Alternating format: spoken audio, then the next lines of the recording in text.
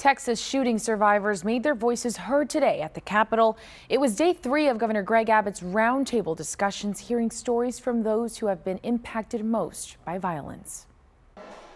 Behind closed doors for a third day, Governor Greg Abbott hosts a roundtable talking about school safety. But today, the talks are a bit different, more somber. Speaking with victims, students, teachers, and parents from shootings in Santa Fe, Sutherland Springs, Italy, and Alpine.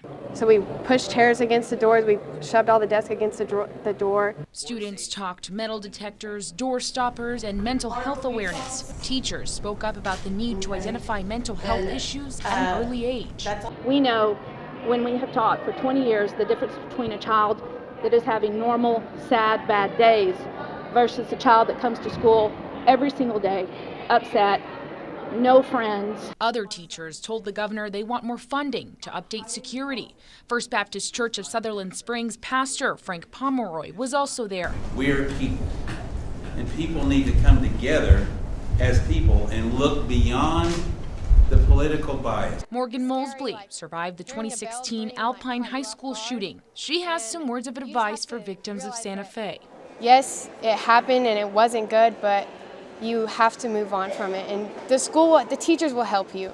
And then there's Chris Workman, a survivor of the Sutherland Springs church shooting. He was also at today's meeting. Last night, he spoke to KENS 5 and also shared some healing words. Scary things happen.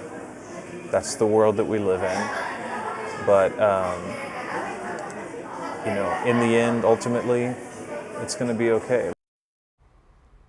After 3 days of discussion, the governor says he will announce solutions he thinks should be implemented before the start of the next school year, as well as recommendations for lawmakers to consider. He still has not answered calls for a special session or how any of these ideas will be funded.